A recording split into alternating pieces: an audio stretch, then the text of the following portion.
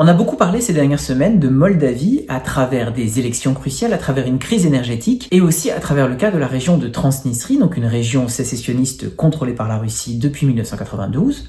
On parle beaucoup moins de tout cela depuis déjà quelques jours à cause du cyclone Trump qui impacte beaucoup l'Ukraine et les questions liées à la résolution de la guerre russe en Ukraine. Il n'empêche que la configuration dans laquelle se trouve la Moldavie reste inédite de par sa position géographique mais aussi de par sa position politique compte tenu des élections législatives qui devraient se dérouler un peu plus tard cette année. Et donc bonjour à tous et bienvenue dans cette vidéo où je voudrais vous offrir un long entretien avec Florent Parmentier. Florent, bonjour. Bonjour. Florent, vous êtes le directeur général du CEVIPOF, donc le Centre de recherche politique à Sciences Po, grand spécialiste de la Moldavie, co-auteur de l'ouvrage La Moldavie à la croisée des mondes, que vous avez publié avec Josette Durieux. Je mets le lien dans la description de cette vidéo. Et je voulais commencer cet entretien par une cérémonie à laquelle on a assisté à Chisinau le 3 mars pour commémorer les 33 ans de la guerre de Transnistrie en 1992. Alors, il y a quelques semaines, on parlait avec un certain enthousiasme de la résolution possible de ce conflit gelé en Europe, puisqu'on constatait que la Russie avait beaucoup moins d'emprise sur la Transnistrie qu'auparavant, ce qui nous amenait à parler de sa réintégration au sein de la Moldavie. Alors, est-ce qu'on a eu tort de s'enflammer et quelle est la situation aujourd'hui, début mars? Pour répondre à cette question, je pense qu'il faut reprendre l'ensemble de la séquence. Cette séquence, qu'est-ce que c'est? C'est finalement ce conflit de 1992 dont nous fêtons effectivement, nous ne fêtons pas, nous commémorons les 33 ans de la fin de la fin de ce conflit qui finalement a été plutôt une série d'escarmouches meurtrières, mais dans des proportions qui n'ont rien à voir avec la guerre de haute intensité qu'on connaît aujourd'hui. Et il faut bien prendre en compte cela, c'est-à-dire l'existence sur le territoire de la Moldavie d'une entité séparatiste, la Transnistrie, à l'est du Dniestre. Transnistrie voulant dire au-delà du Dniestre.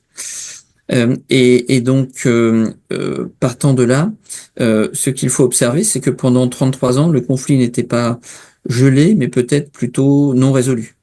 Non résolu dans la mesure où il y avait un processus de réunification, réintégration de la Transnistrie au sein de la Moldavie qui avait échoué en 2002-2003, le mémorandum Cosaque, du nom d'un haut fonctionnaire russe de l'administration présidentielle aujourd'hui, qui avait en quelque sorte la haute main sur le sujet moldave. Et bien vers 2002-2003, le projet de réintégration poussé par la Russie n'avait pas fonctionné par des partis un parti dit pro-russe, qui était le Parti communiste de la République de Moldavie. Et ce qui était intéressant d'observer, c'est que finalement, on pouvait se dire jusqu'en 2022 qu'il y avait une forme d'équilibre qui était trouvée. Équilibre parce que depuis Tiraspol, il y avait à la fois des services de sécurité russes qui permettaient de tenir l'infrastructure de l'État, des groupes d'affaires, parfois criminels, qui pouvaient finalement faire le lien avec le port d'Odessa pour l'exportation. Et puis des relations relativement apaisées avec la Transnistrie, avec la Moldavie, je pourrais en donner un exemple, par le football. Il faut savoir que le shérif Tiraspol a été 25 fois champion ou à quelque chose près du championnat de Moldavie depuis l'indépendance. Et donc le fait est que depuis 1992-93 de mémoire, le championnat moldave comporte une équipe au moins transnistrienne. Ce qui veut dire en fait que le degré de conflictualité n'empêche pas en quelque sorte de jouer au football un dimanche sur deux du côté de la Transnistrie. Ça donne quelque chose en quelque sorte du degré de tension qui n'est pas celui qu'on a pu observer ni au Karabakh ni dans d'autres conflits post-soviétiques. Donc il y a aussi ça, et puis une Transnistrie qui depuis les années 2010 exporte majoritairement vers l'Union européenne. Donc vous aviez une situation en 2022 qui était relativement stable et dans laquelle chacun trouvait à peu près ses intérêts, et j'ai presque envie de dire, y compris un parti pro-européen, pouvait se dire que s'il allait intégrer la Transnistrie et ses 350 000 personnes, dont une majorité sont plutôt âgées, eh bien, cela favoriserait un électorat des partis dits pro-russes, avec 60-70% peut-être des voix, même après une réintégration. Tout simplement parce que les préférences, les héritages, les perspectives politiques ne sont pas exactement les mêmes si vous êtes à Tiraspol et si vous êtes à Chisinau. Donc il y avait beaucoup de raisons pour lesquelles il y avait une forme d'équilibre qui avait été trouvée, équilibre qui n'empêchait pas de se retrouver autour d'un terrain de football très très régulièrement. Ça, c'est la situation jusqu'en 2022. En 2022, il y a une forme de choc absolu, effectivement, pour la Transnistrie.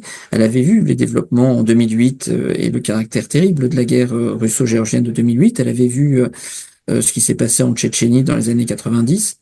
Mais en quelque sorte, pour la Moldavie, il y a une sorte de mémoire lointaine du conflit de la guerre en Moldavie, enfin en Transnistrie, et c'est plutôt il y a plutôt une mémoire transnistrienne qui s'était développée qu'une mémoire moldave à ce sujet. En 2022, il y a une forme de changement complet de perspective. Et donc la Moldavie se retrouve tout d'un coup aux avant-postes par le nombre de réfugiés ukrainiens qui sont passés par la Moldavie. C'est-à-dire quand vous avez un pays où il y a 2,5 millions de présents et que vous voyez 1 million de réfugiés qui viennent du sud de l'Ukraine passer par votre territoire et qu'aujourd'hui en 2025 on estime qu'il y a autour de 110 000, 120 000 réfugiés ukrainiens présents sur le territoire moldave, très souvent avec un permis de travail, eh bien, vous pouvez vous dire que c'est considérable.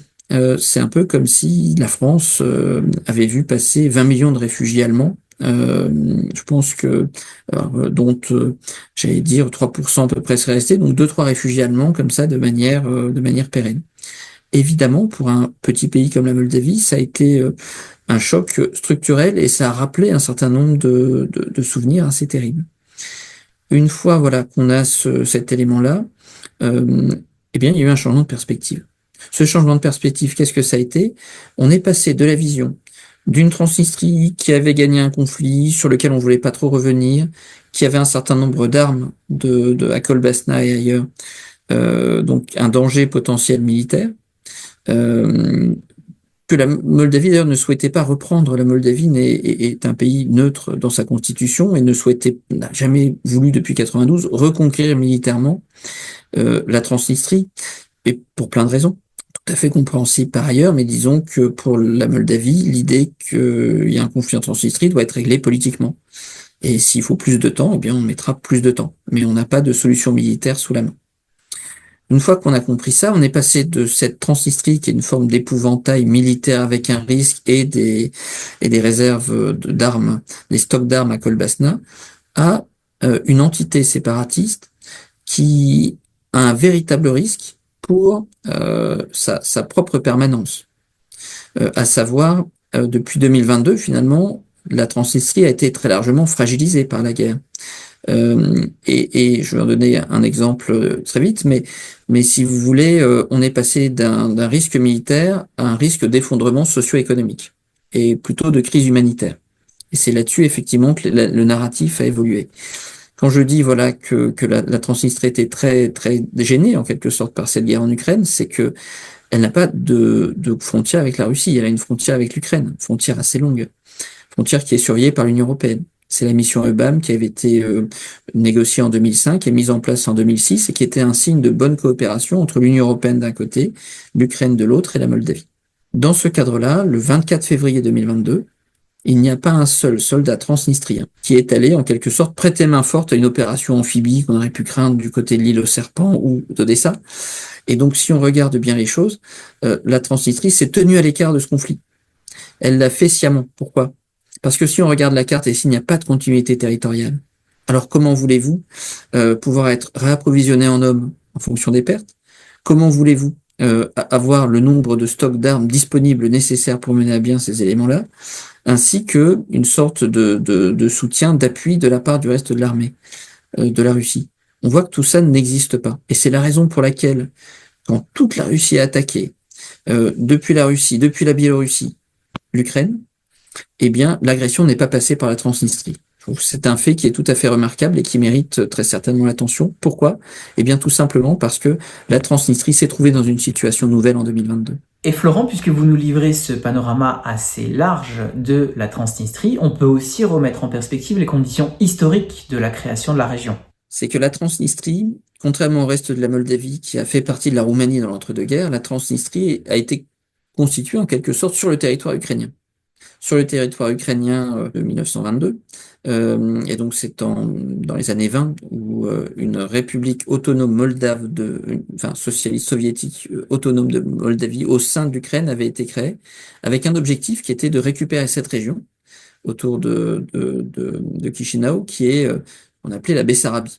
région perdue par l'Empire ottoman en 1812 sur une principauté roumaine qui est devenue indépendante au milieu du XIXe siècle et pour lequel il y a eu finalement voilà j'allais dire un décalage historique puisque la Bessarabie n'a pas été au moment de l'unification de la Roumanie présente dans le territoire roumain. Au milieu du XIXe siècle était une forme de gouvernorat de la part de la Russie. Et donc, elle a rejoint la Roumanie, le royaume de Roumanie tel qu'il a existé finalement entre 1918 et 1940, et ensuite a fait l'objet eh bien d'un redécoupage territorial à la suite du tristement célèbre pacte Ribbentrop-Molotov. C'est à peu près ça.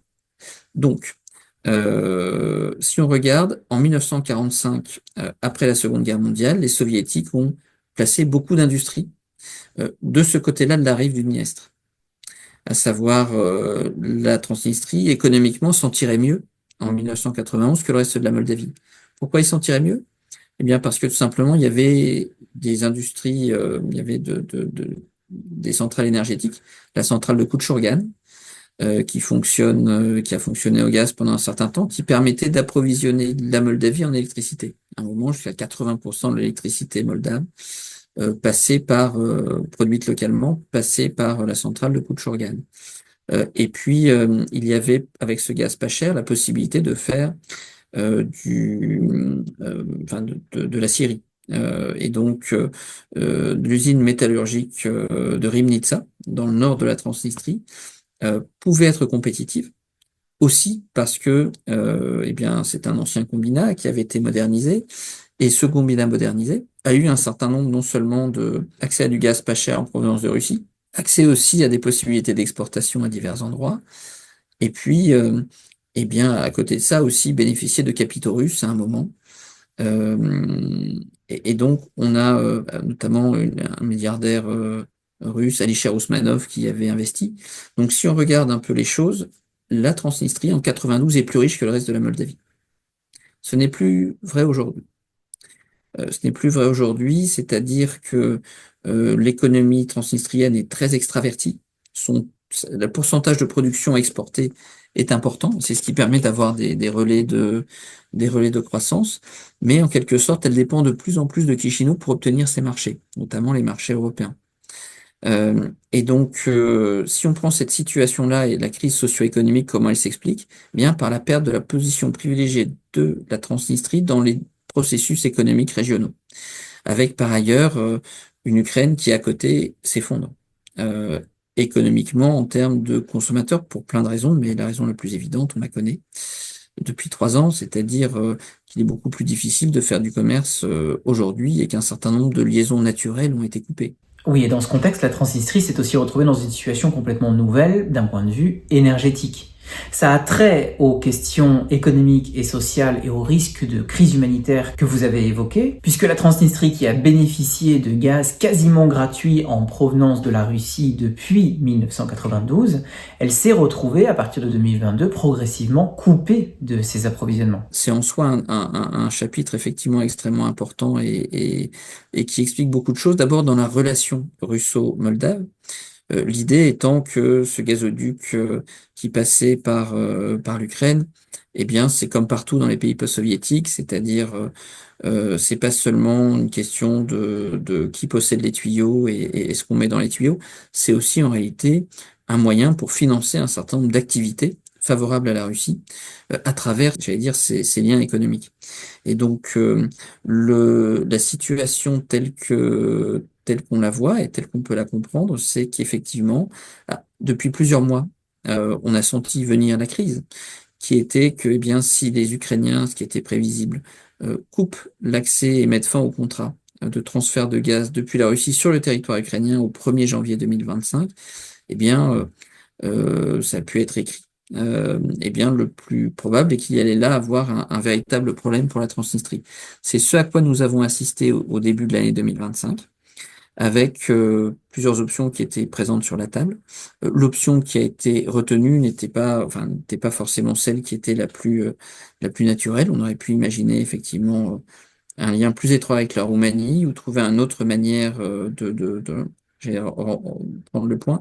Là, en l'occurrence, ce qui s'est passé, sans entrer dans les détails techniques qui sont un peu longs, mais c'est une partie du gaz russe qui n'est pas exporté par l'Ukraine, qui fait chemin pour être acheté vers la Transnistrie, avec, j'allais dire, à la fois c'est du gaz russe, c'est un accord conclu à Dubaï avec une entreprise hongroise. Donc on voit que c'est un montage assez complexe qui permet à la Transnistrie de donner le change et d'éviter en quelque sorte la disparition, puisque vous l'avez mentionné dans votre première question, est-ce que la Transnistrie était capable de survivre sans ce levier économique qui a été celui du gaz russe pas très cher?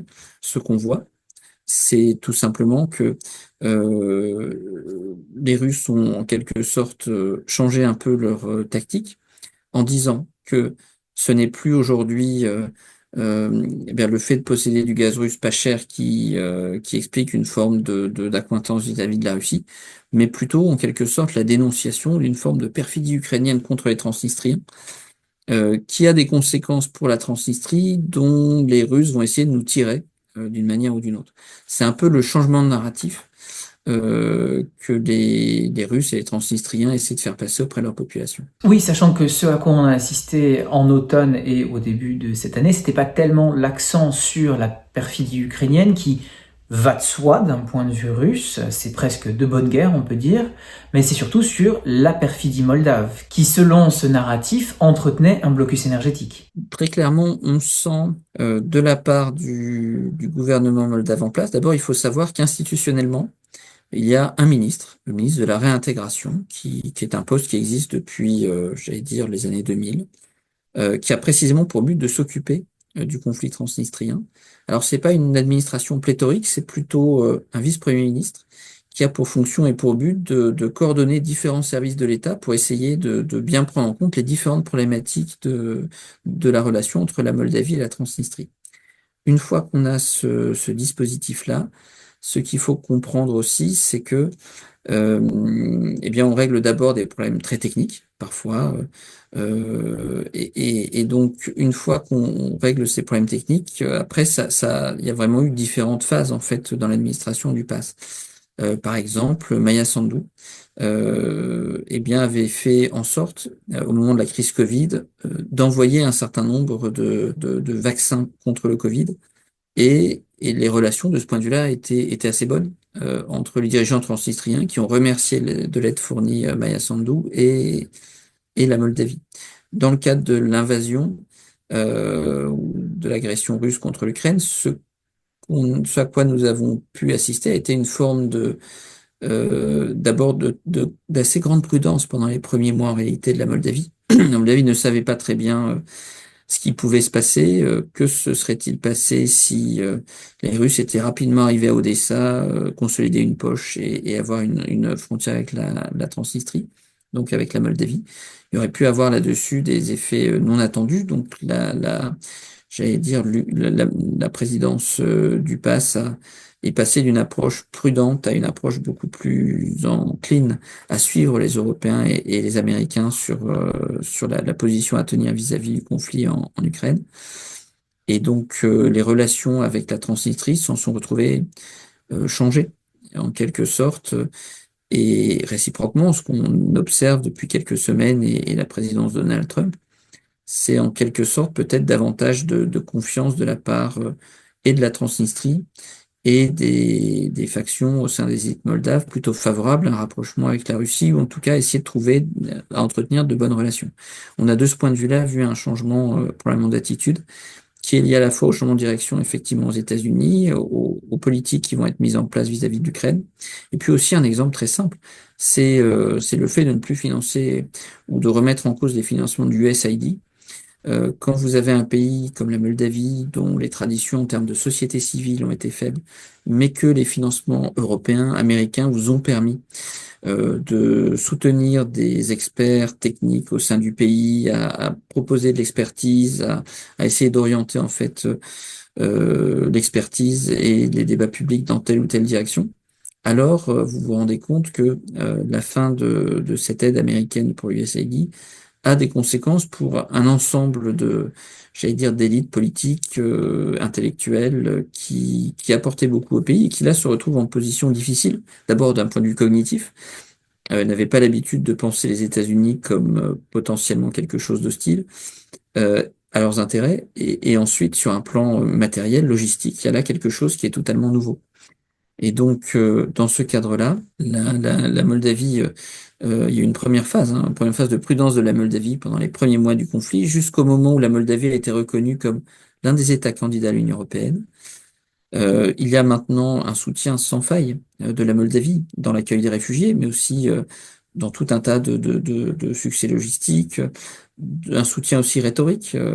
Lugansk, c'est l'Ukraine, la Crimée, c'est l'Ukraine, etc. Et donc beaucoup d'éléments dans ce sens et de prise de parole assez fortes des élites politiques à Chisinau venant du PAS. Et donc, qu'en sera-t-il pour la Moldavie à l'heure de Donald Trump et des changements un peu tectoniques qui sont en train de s'opérer? C'est une question à laquelle plusieurs scénarios peuvent être avancés et pour laquelle on n'a pas non plus toutes les certitudes nécessaires. Oui, ça c'est sûr. Juste encore un mot sur la Transnistrie avant de parler de la Moldavie en soi et de la situation politique, puisqu'on s'achemine vers des élections législatives. On voit que cette crise énergétique, elle s'est résorbée. Et d'ailleurs, dans la région, on considère que le 1er mars, c'est le premier jour du printemps et non le 21 mars. Donc nous sommes déjà sortis de l'hiver. On a vu aussi que ce 1er mars, la Transnistrie a rendu à la Moldavie 3 millions de mètres cubes de gaz qui lui avaient été prêtés en janvier pour parer à une situation d'urgence, pour assurer qu'il reste une certaine pression dans les tubes. Mais avec la résolution de cette crise, est-ce que Chisinau conserve certains leviers sur Tiraspol? Et est-ce qu'on peut s'attendre dans les semaines qui viennent, dans les mois qui viennent, à des nouvelles étapes dans la relation entre Chisinau et Tiraspol, et peut-être l'amorce ou la continuation de ce processus de réintégration? Je vais commencer par le processus de réintégration, parce que je pense qu'il est important d'un point de vue politique et il sera effectivement, j'allais dire, très largement dépendant d'un certain nombre de contingences d'évolution en cours, qui concernent bien plus largement finalement que la Moldavie étant sur cette ligne de faille, qui va forcément se trouver dans une forme de champ de pression dont elle devra faire face, pour une raison simple. La Moldavie a deux voisins, on parlera peut-être un peu plus tard de la Roumanie, où des choses se passeront nécessairement au mois de mai avec les élections, mais aussi naturellement de l'évolution de l'Ukraine, et c'est peut-être à ce stade l'évolution de l'Ukraine qui est le plus à suivre. Euh, J'allais dire, pendant plusieurs décennies, on a pu dire, 2, 3 décennies à peu près, que de tous les conflits post-soviétiques, celui de la Transnistrie était probablement celui qui était le plus simple à résoudre. Pourquoi? Ben, tout simplement d'abord parce que vous n'avez pas d'ethnie transnistrienne. Vous avez en Transnistrie des Russes, vous avez des Ukrainiens, très souvent russophones, et puis vous avez des Moldaves, aussi très souvent russophones, mais même pas que, en fait, enfin, qui parlent roumain, roumanophone, avec quelques variations locales, mais disons que c'est du roumain, pour faire simple, et donc ce sont les mêmes groupes, d'un côté et de l'autre du Dniestr. Donc, j'ai repris l'exemple du football tout à l'heure. Si on regarde, en fait, les antagonismes de part et d'autre sont plutôt de nature politique que de nature historielle, mémorielle, ressassée par des élites qui essaieraient de se montrer systématiquement victimes. Il y a un peu de ça qui peut apparaître, mais disons que ça n'a rien d'insurmontable et rien d'irrésorbable. Sachant que des capacités institutionnelles ont été mises en demeure. Ce qui est vrai également, c'est que les acteurs extérieurs se sont aussi contentés pendant un certain temps de cet état de fait. On a parlé tout à l'heure de la Russie qui avait cette ambition en 2003 d'essayer de trouver un moyen de réintégrer en fait les deux parties. Ce qui est certain, c'est que de l'autre côté, l'Union européenne ne s'était pas pressée pour résoudre ce conflit. Il faut se souvenir, par exemple, que l'adhésion de la Moldavie au pacte de stabilité de l'Europe du Sud-Est, c'est-à-dire ce groupe qui avait été fait en 99 après l'invasion, enfin après j'allais dire la guerre du Kosovo, pour essayer d'ancrer les Balkans dans une approche européenne et faire en sorte que eux-mêmes prennent le chemin de l'intégration européenne. On voit qu'un quart de siècle plus tard, on n'est pas arrivé au stade encore, et c'est un problème difficile, mais en 2001, quand la Moldavie intègre le club, on lui a dit, écoutez, il y a deux choses que vous devez bien prendre en compte. Première chose, Ne parlez pas d'intégration européenne. Nous ne vous donnerons pas une candidature pour cela. Deuxième élément, au-delà de la candidature européenne, ne parlez pas du conflit transnistrien. Ce n'est pas le lieu pour s'en occuper. Ce sont d'autres personnes qui le font. L'OSCE a été un cadre de négociation, mis en place après 92, après le cessez-le-feu du 21 juillet 1992. On peut regarder les choses de deux manières. Soit vous regardez le verre à moitié vide en disant, eh bien, depuis 1992, personne n'a été capable de solder ce conflit, c'est-à-dire on est toujours dans du précaire, provisoire qui est devenu précaire, mais qui existe toujours. Soit vous regardez le verre à moitié plein, vous dites, eh bien, un cessez-le-feu qui, pendant 33 ans, assure qu'il n'y ait qu'un seul mort par accident, un soir de Nouvel An, autour un banal fait divers de personnes qui se promenaient le long de la frontière et qui a pris une balle. Bon. Si on met ça de côté, eh bien, un mort en 33 ans, c'est moins finalement que la plupart des routes de France. Donc, ça permet malgré tout de se dire qu'il y a eu une forme de pacification qui a été menée dans la région, qui n'a pas abouti institutionnellement, mais qui, disons, serait tout à fait enviable à peu près tous les jours de l'année pour tous les conflits post-soviétiques qu'on a pu mentionner. Donc, on est j'allais dire, dans ce cadre-là. La réintégration, ensuite, ce qui est frappant, c'est d'observer que j'ai dit, voilà, les acteurs extérieurs n'ont pas nécessairement beaucoup poussé pour. Il y avait une forme de compromis mou. Compromis mou qui pouvait exister aussi à Tiraspol, puisque ça permettait aux élites en place de pouvoir continuer à bénéficier d'un certain nombre d'avantages. Mais aussi en Moldavie, on se dit, eh bien, après tout, si c'est calme, pourquoi j'allais dire, mettre de la chaux sur des plaies quand on peut juste se contenter d'apaiser le point, etc. Et il est vrai que si on regarde euh, dans l'opinion publique moldave, sur une trentaine d'années, les sondages qui nous parlaient des principaux problèmes que les Moldaves rencontrent dans leur vie quotidienne, la Transnistrie était très très bas. La question de la pauvreté, la question de la corruption, d'autres questions étaient allaient bien plus loin que la question transnistrienne au quotidien. Donc ça, c'est tout à fait évident. D'où encore une fois, voilà, est-ce que la guerre en Ukraine donne des leviers au gouvernement moldave en place pour aller dans cette politique de réintégration? La question est, est-ce que le gouvernement en place le souhaite vraiment? D'abord parce que ça fera des électeurs supplémentaires, mais des électeurs supplémentaires qui ne sont pas nécessairement très acquis à la cause du pass. Il faut se souvenir et observer qu'en Gagaouzie, le territoire qui est au sein de la Moldavie, mais avec un statut d'autonomie, il faut regarder le pourcentage de voix qu'a eu Maya Sandu au deuxième tour de l'élection présidentielle au mois d'octobre dernier, octobre-novembre,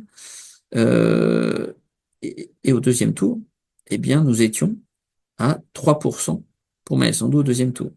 Résultat du référendum d'intégration européenne passé à 50,4% le 20 octobre 2024, 95% des Gagaouzes ont voté contre. Imaginez à cette équation ce que ça ferait d'avoir 350 000 personnes en Transnistrie, dont une majorité ne serait pas aussi radicaux que les Gagaouzes, mais probablement avoir en plus un apport de voix pour les partis de l'opposition à Maya Sandu n'est pas forcément intéressant, alors que la perspective de Maya Sandu est plutôt de dire, eh bien, essayons de faire partie de l'Union européenne en 2030, de manière ensuite à pouvoir réintégrer la Transnistrie au sein d'une Moldavie européenne. Et c'est ce que les Européens à présent ont permis à la Moldavie, en disant, eh bien, nous accepterons une forme de situation chypriote dans laquelle le conflit séparatiste n'est pas résolu avant l'intégration européenne.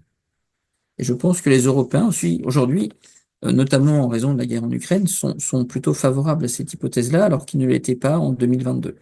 Donc il y a là aussi des évolutions de la Moldavie, et puis des évolutions aussi des Européens. Au niveau de la relation entre Chisinau et Tiraspol, on a vu que le Premier ministre avait assorti sa proposition d'aide énergétique à certaines conditions liées aux droits de l'homme ou encore au fonctionnement des écoles roumanophones en Transnistrie. Est-ce que Chisinau conserve ses leviers sur Tiraspol pour obtenir des concessions politiques, au-delà même du processus général de réintégration? Paradoxalement, la Moldavie, avec la guerre en Ukraine, a beaucoup plus de leviers dans sa relation avec Moscou.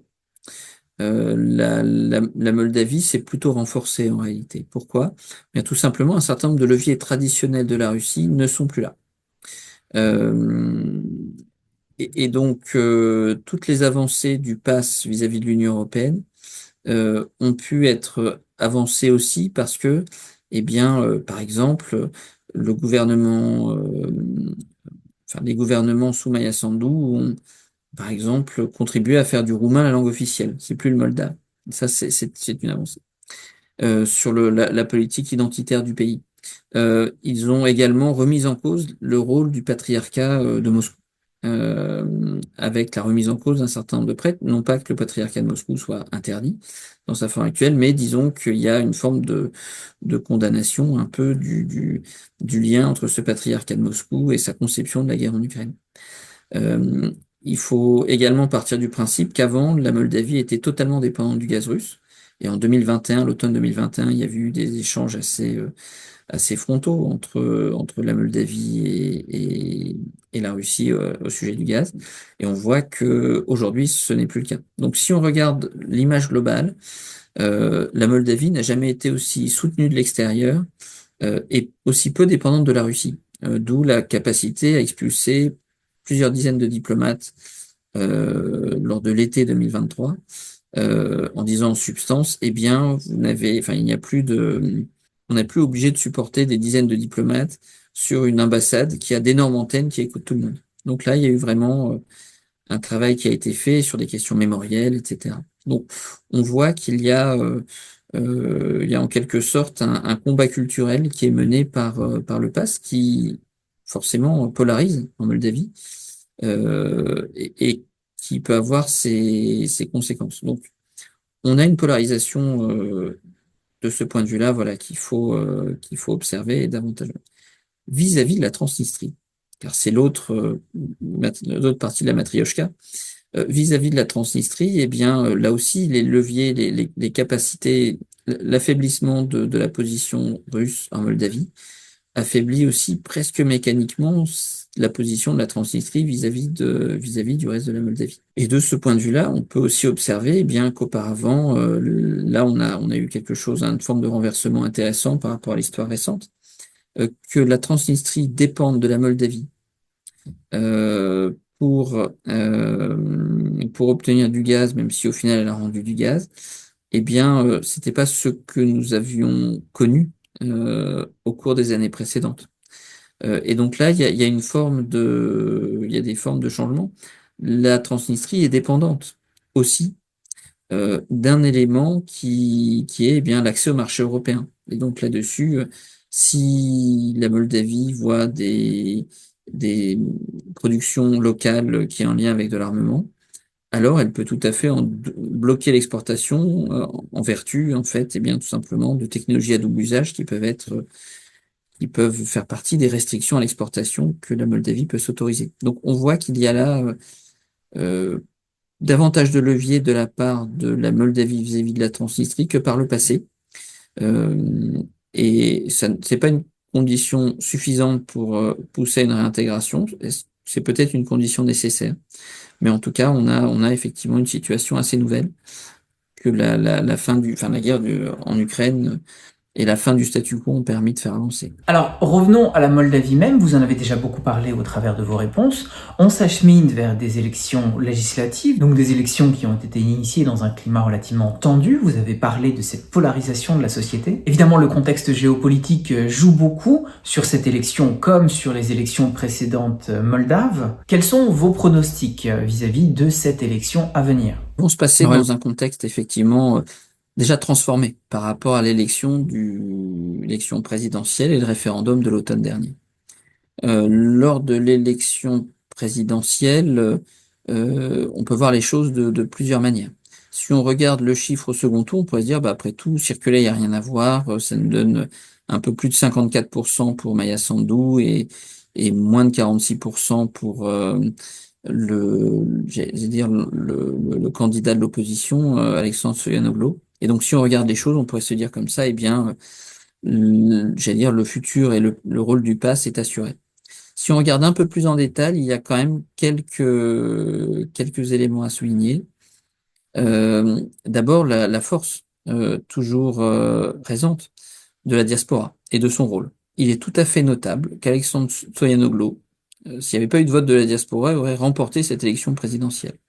Or, il est capable de remporter cette élection présidentielle, alors même que, et c'est ça qui est frappant, alors même qu'il n'est pas au pouvoir, qu'il n'a donc pas tous les capacités administratives, alors même que la cause de l'Union européenne était extrêmement populaire et que Maya Sandu avait pris le pari dès le mois de décembre 2023, eh bien de coupler, ce qui a demandé une adaptation de la loi électorale, de coupler le premier tour de la présidentielle avec le référendum.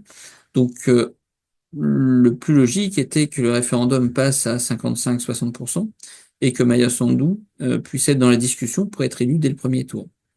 Là, on a une situation où on voit que Maya Sandu est toujours la locomotive de son parti, le PAS, mais que le PAS, qui est là une avance très confortable au Parlement, il est probable qu'elle n'aura pas cette avance dans quelques mois. Sous couvert de développement, je pense que d'abord il faut regarder un petit peu. Il y a plusieurs facteurs qu'il faut prendre en compte si on veut regarder un peu de prospective électorale. Le PAS va rester uni. Et ça, je pense que la personnalité de Maya Sandu est la personnalité qu'il faut pour garder les différents éléments. Même s'il y a sur un scrutin de liste, même s'il y aura probablement des changements qui seront opérés. Euh, mais disons qu'on peut estimer et espérer qu'il soit relativement cohérent. La question, c'est est-ce que le PAS sera capable de travailler avec d'autres partis pour avoir la majorité. Et là-dessus, il n'y a pas forcément de certitude. D'abord, il y a des oppositions assez résolues. Ces oppositions résolues sont connues. Un bloc Parti des socialistes de la République de Moldavie, Igor Dodon, avec le PCRM, le Parti communiste de la République de Moldavie. Euh, il y a un deuxième bloc qui est le parti Ilan Shor, donc le parti Shor. Alors, il a plusieurs noms. Il peut s'appeler Pabieda, Victoire. Mais disons que ce parti-là, aujourd'hui, a plutôt les faveurs à Moscou. Les partis traditionnellement financés par la Russie, Parti socialiste de la République de Moldavie, Parti des communistes de la République de Moldavie, sont plutôt, de ce point de vue-là, moins bien servis qu'auparavant. Et puis après, il y a différents autres partis. Et parmi les partis qui pourraient faire seuil, notamment le parti MAN, c'est-à-dire le parti du maire de Chisinau, qui est à la fois un ancien du PCRM, passé par différents partis dits pro-russes, et puis qui, à la présidence, enfin en tout cas au titre de maire de Chisinau, a une réputation d'efficacité, bureaucrate plutôt efficace, et donc prêt à travailler éventuellement avec Maya Sandu sur certains sujets. Bureaucrate plutôt efficace qui a joué une partie de sa réputation sur la rénovation des trottoirs de Chisinau, hein. C'est assez insolite pour le mentionner. Ça a marché, c'est-à-dire effectivement la ville présente mieux après qu'avant, et que des maires pro-européens comme Dorine Kiertoaka n'ont pas laissé le même souvenir. Et là, donc, on a quelqu'un qui a cette réputation, effectivement, de bien gérer les trottoirs. Et donc, ça a pu se voir à différents niveaux. C'est peut-être le parti qui fera la bascule et qui pourra, selon son intérêt du moment, passer d'un bloc à un autre bloc, mais il se met dans une position centrale. Et j'ai presque envie de dire, à part ça, il y a peut-être d'autres partis pro-européens qui pourraient apparaître, mais dont nous ne savons pas encore très bien s'ils peuvent obtenir des voix, et s'ils obtiennent des voix, est-ce que ça se fera au détriment du PAS ou au détriment d'autres? En tout cas, ce qui est certain, c'est que si on met de côté la diaspora à l'heure actuelle, et on est encore qu'au mois de mars, j'imagine difficilement Maya Sandu être seule en tête ou suffisamment seule. Oui, et d'autant plus, je me permets de m'insérer ici, que le PAS n'est pas si populaire que ça. Et on a vu qu'il y a quand même pas mal de dissensions. On a Veronika Dragalin, donc la grande figure de la lutte anticorruption en Moldavie, qui vient tout juste de démissionner à cause d'un projet de loi porté par le PAS qu'elle juge néfaste pour la lutte contre la corruption. On a vu aussi des dissensions entre des ministres et la majorité parlementaire, les ministres se plaignant que les députés proposent des projets de loi sans aucune concertation au préalable. Et donc c'est quand même une situation beaucoup moins avantageuse pour Maya Sandu qu'en 2019-2020. Note de bas de page à propos de Veronika Dragalin. Donc, fait partie de ces Moldaves de la diaspora qui a la nationalité américaine, qui avait commencé une carrière en Californie avec des parents moldaves, qui est revenu en Moldavie pour avoir ce rôle de procureur anticorruption. Et euh, quelqu'un qui semblait un peu j'allais dire, l'idée un peu que nous avions vue avec Maya Sandu, c'est-à-dire quelqu'un, une femme jeune, compétente, passée par d'autres expériences professionnelles, notamment américaines, revenant aux États-Unis. Et c'est frappant de voir qu'elle pourrait tout à fait entrer en politique dans l'opposition à Maya Sandu. Ça, ce sont des choses qu'il ne faut pas. Et j'allais dire que ça pourrait être une partie de pro-européens anti-Sandu qui pourrait se consolider autour de ça. Reste à savoir si ça obtiendra le seuil minimum pour être représenté au sein du Parlement moldave. Ce qui est certain, c'est que quoi qu'il arrive, Maya Sandu a été élue. Soit elle fera face à, j'allais dire, un Parlement en majorité courte, ce qui veut dire que tout simplement il y a des risques de dissension interne, puisque chacun peut exister avec un minimum de frais en quelque sorte. Soit vous avez une cohabitation, ce qui est tout à fait possible. On peut imaginer Maya Sandu dans une forme de cohabitation contre l'opposition et un régime plutôt bloqué. Et ce qu'on voit aussi, c'est que la perception du bilan du pass par la population n'est pas très positive, notamment en termes économiques et sociaux. Ça n'est pas exactement ce à quoi les Moldaves pouvaient s'attendre en 2019-2020. À la décharge du pass, c'est, je veux dire, pour le défendre, on pourrait aussi reconnaître que en novembre 2020, quand Maya Sandu prend la tête de la Moldavie, on est dans un contexte assez différent. Et en réalité, si on se souvient bien, le discours de Maya Sandu en 2020 par rapport à Igor Dodon, le candidat dit pro-russe de l'époque, consistait à dire, eh bien, assez de géopolitique. Ce qu'il faut, c'est faire des réformes en interne pour se rapprocher de l'Union européenne. Ce qui est frappant, c'est qu'en 2022, Maya Sandu est obligée de changer de fusil d'épaule. Elle est obligée de dire, c'est parce que nous avons un choc géopolitique que nous allons être obligés de faire nos réformes internes, mais on va profiter du choc géopolitique pour atteindre notre objectif de long terme, qui était d'être reconnu comme candidat à l'Union européenne. Et ça, au 1er janvier 2022, le nombre de personnes qui auraient parié sur la Moldavie comme étant reconnues comme candidat en juin 2022 aurait été très très faible. Et on peut penser même que c'était pas du tout, ça n'aurait pas été possible sans la guerre en Ukraine. Donc il y a eu une forme d'accélération de l'histoire. La guerre a joué son rôle d'accélérateur de l'histoire, c'est pas la première fois du reste, mais disons qu'on a là-dessus voilà quelque chose de tout à fait frappant. Euh, Est-ce qu'à partir de là, j'allais dire, le PASS a tout réussi? Non. Et on pourrait donner un autre exemple au-delà de la réforme de la justice que je mentionnais. Sur le plan économique, à l'automne 2022, eh bien, l'inflation avait atteint plus 30%, bien supérieur évidemment à l'augmentation des salaires sur la période. Et donc, sur un plan de vue économique, l'une des éléments frappants quand on regarde le programme d'Alexandre Stoyanoglo et le discours des partis Shor, quel que soit leur nom, Pobieda, etc., consiste en quelque sorte à dire, eh bien, nous allons nous occuper de la pauvreté, parce que Maya Sandu est essentiellement occupée à rencontrer des hautes figures internationales, mais en fait, elle ne s'occupe pas vraiment de vous. Il y a un peu cette idée selon laquelle, et c'est ça que dénonce son opposition, Maya Sandu, c'est la présidente de la diaspora, c'est la présidente des Européens. D'ailleurs, elle a même un passeport roumain, ce qui est un argument un peu fallacieux quand on pense que Alexandre Stoyanoglu lui-même a un passeport roumain, bien qu'étant gagaouze, et dont la fille, c'était dénoncé par certains pro-européens justement, travaille à la Banque Centrale Européenne. Donc on a là un certain nombre de paradoxes de la vie politique moldave propre. Et donc, si on regarde voilà ces différents éléments, sur un plan économique, il y a un certain nombre de difficultés qui sont indéniables. Et si on regarde les sondages d'opinion, très souvent, on pourra s'apercevoir, et ça sur plusieurs, depuis le début de la guerre, l'idée selon laquelle le pays va plutôt dans la mauvaise direction est majoritaire dans les sondages d'opinion. Mais ce sont des sondages d'opinion pour les gens en Moldavie. On ne prend pas en compte la diaspora. Donc c'est ce qui peut expliquer la différence entre, j'allais dire, entre parfois une image internationale de Maya Sandu extrêmement positive. C'est une femme compétente, c'est une femme honnête, intègre et courageuse. Et donc vous avez un certain nombre d'articles dans la presse internationale, y compris dans le FT. Rares étaient auparavant les personnalités politiques moldaves qui avaient droit à leur portrait du dimanche dans le Financial Times. Et donc, elle a apporté ça, c'est-à-dire clairement une visibilité que la Moldavie n'a jamais eue auparavant. Elle a apporté un rapprochement avec la France et un autre pays, enfin les autres pays européens, jamais vu dans l'histoire, jamais en 30 ans, etc.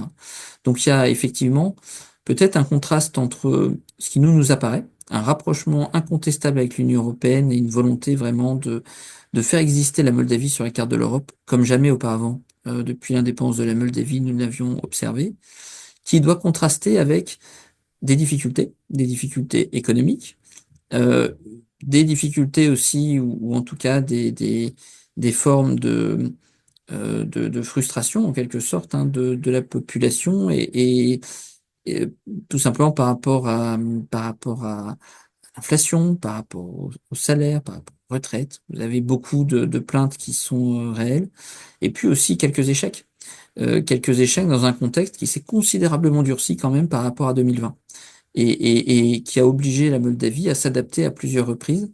La vraie question maintenant pour Maia Sandu va être de naviguer à vue avant les élections législatives pour essayer eh bien, de garder une majorité, même mince au Parlement, qui lui permettrait de pouvoir eh bien, gouverner pour le reste de son mandat.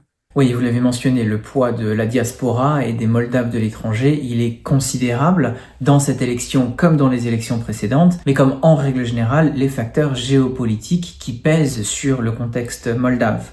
Est-ce qu'on peut craindre pour cette élection comme pour les précédentes, notamment celle du référendum et la présidentielle, des formes d'ingérence russe ou des campagnes de propagande et de désinformation émanant de Russie? Il faut non seulement les craindre, mais il faut s'y préparer. Après, voilà, donc quelles sont les formes de propagande? C'est classique, hein, je veux dire, il y a un certain nombre d'émissions, il y a un certain nombre de supports, il y a des attitudes et des narratifs qui existent, donc le domaine cyber en est effectivement rempli. Sous des modalités nouvelles, on a bien vu, et en fait c'était extrêmement surprenant de faire le contraste entre le référendum moldave à l'automne 2024 et dans un second temps, eh bien, la comparaison avec la présidentielle roumaine. La Roumanie qui n'a pas de tradition russophile, mais dont on a décrit le candidat arrivé au premier tour, Monsieur Georgescu, comme étant eh bien, un candidat pro-russe, ce qui fait pas forcément sens quand on connaît, encore une fois, les clivages politiques en Roumanie. C'est pas essentiellement pour ça qu'il a été élu, mais plutôt par sa capacité à incarner un vote anti-système. Donc une fois qu'on a ce cadre-là, on peut s'estimer, en fait, un peu étonné du fait de la résistance de la Moldavie dans un contexte très très difficile hein, sur le plan sur le plan cyber et sur le plan informationnel et sa meilleure résistance que la Roumanie, si on veut admettre que ce qui est discutable, que la Russie a eu non seulement l'intention sans doute, mais la capacité de changer une élection toute seule, eh bien, voilà, mérite au moins d'être discutée. Oui, vous avez mentionné le cas roumain et ce candidat, Călin Georgescu. Les présidentielles en Roumanie vont se tenir avant les législatives en Moldavie. Est-ce que vous pensez que cela va avoir un impact tout particulier sur la campagne et sur l'issue des législatives en Moldavie? Oui, je pense qu'il faut déjà observer que Călin Georgescu a, je dis que c'était pas un candidat pro-russe, mais c'est un candidat qui a des liens avec la Russie et qui a des liens et compris des affiliations en quelque sorte avec le parti Shor. Et cela dans, j'allais dire, le pays qui est peut-être le plus, j'allais dire, qui parle le plus en quelque sorte dans l'échiquier politique moldave. Il y a une place particulière pour la Roumanie. Donc, partant de là, la manière dont Călin Georgescu va considérer la Moldavie, en tout cas, il y a quelque chose qui est déjà sûr, hein, c'est qu'il y avait un second tour qui était prévu début décembre, et lors de ce second tour, Maia Sandu avait apporté tout son soutien à Madame Lasconi, qui est arrivée au second tour face à Călin Georgescu. Dans ce cadre-là, on peut tout à fait estimer que Călin Georgescu ne ferait finalement pas cadeau à Maia Sandu, sachant une partie de l'opposition, y compris autour de Călin Georgescu, il y a un peu cette idée selon laquelle bien, il faudrait parler de Maia Soros Sandu pour bien mettre en avant cette partie Soros de l'identité, et ce qui n'est pas, j'allais dire, très très positivement connoté, ni chez Kalin Georgescu, ni dans la nouvelle administration américaine. Donc on a là quelque chose où, à la fois dans ses soutiens, le camp pro-européen moldave serait fragilisé par les États-Unis et par la Roumanie, dans un contexte où précisément, en fait, les ingérences russes, les modalités d'influence du vote vont se multiplier. Donc, on a effectivement de ce point de vue-là de quoi pouvoir s'inquiéter et regarder de près ce qui va se passer lors de ces élections législatives. Une toute dernière question, Florent, pour revenir à mon accroche. Ces commémorations le 3 mars des 33 ans de la guerre de Transnistrie de 1992, qu'est-ce que ça nous dit du pays? Puisque on le sait, Chisinau n'a pas vraiment mis un accent sur la mémoire de ce conflit pendant très longtemps. Alors le fait que ces commémorations se tiennent, qu'est-ce que ça nous dit de l'affirmation d'un sentiment d'appartenance à la Moldavie et de la consolidation des institutions d'État? Il y a un élément effectivement intéressant. Le gouvernement actuel s'est beaucoup rapproché de la Roumanie sur différents points. Je mentionnais en matière religieuse, je mentionnais en matière linguistique. Il faudrait parler en termes culturels également. Et en termes de quel est mon meilleur allié au sein de l'Union européenne ou l'allié qui sera potentiellement indéfectible, quelles que soient les alternances, etc.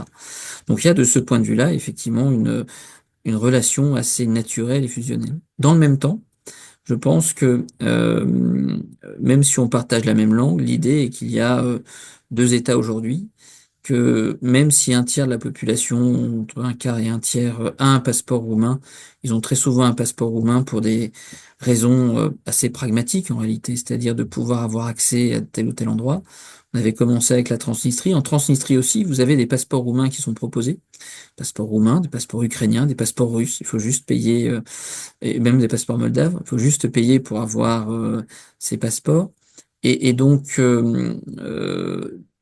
les relations effectivement là-dessus, donc on a davantage de relations et peut-être d'interrogations sur le fait que les Moldaves sont vraiment totalement distincts des Roumains, qui était une idée d'ingénierie sociale poussée par les Soviétiques. Mais on a paradoxalement un État moldave qui s'est plutôt renforcé, puisque en 2013, il faut se souvenir que le président roumain Traian Băsescu avait proposé à la Moldavie de fusionner pour être dès lors membre de l'OTAN et de l'Union européenne de manière directe. Et aujourd'hui, comme l'Union européenne s'est beaucoup rapprochée de la Moldavie et réciproquement, l'avantage de faire partie de la Roumanie est certainement moindre, avec un autre changement historique qui est qu'à partir de 2027, donc dans très prochainement, la Roumanie sera non seulement le premier producteur de gaz en Europe, mais sera aussi excédentaire. Donc il faudra regarder là-dessus quelle sera la part du prochain président et du Parlement roumain, s'il y aura une préférence moldave, permettra de renforcer encore ce rapprochement, ou est-ce qu'il y aura plutôt une préférence économique qui consisterait à dire, on va aller vers les marchés les plus lucratifs. Là, on aura quelque part une indication de politique étrangère qui nous permettra d'en savoir un peu plus sur les intentions de la Roumanie vis-à-vis de la Moldavie, sachant que, on le voit bien, généralement, les chancelleries sont assez rétives à l'idée de changer les frontières, et pour beaucoup de raisons, et évidemment pour éviter les effets en boucle que pourrait avoir ce type de décision. Donc, s'il doit y avoir une forme de rapprochement entre la Roumanie et la Moldavie, la présidence actuelle assure en tout cas que ce n'est pas l'envie de la majorité des citoyens moldaves aujourd'hui. Les Moldaves ont vécu depuis plus d'une trentaine d'années finalement indépendants. Et on peut imaginer que la volonté de réunification se fera certainement, va toujours exister. Mais il est douteux, y compris à ce stade après 3 ans de guerre, en fait, qu'on assiste à une réunification qui est séduisante parfois sur le papier, mais qui repousse aussi beaucoup de Moldaves. Sans parler des coûts associés à cela. Donc l'idée de réintégrer la Transnistrie en même temps qu'on irait du côté de la Roumanie fait que ces équations-là sont assez compliquées à résoudre. Et c'est ce qui a expliqué pourquoi il y a une forme de statu quo qui s'est instillée. Et j'avais dire que le momentum politique qui aurait pu être celui de 89-91, aujourd'hui ne se trouve plus sous la même, dans la même configuration. C'était passionnant. Merci beaucoup, Florent Parmentier, de nous avoir éclairé sur ce pays. Merci. Et on continuera évidemment à suivre dans les prochaines semaines les développements en Moldavie et en Transnistrie. Petit pays, mais avec des enjeux de première importance. Merci à tous d'avoir regardé cette vidéo jusqu'au bout, je file et je vous retrouve très vite.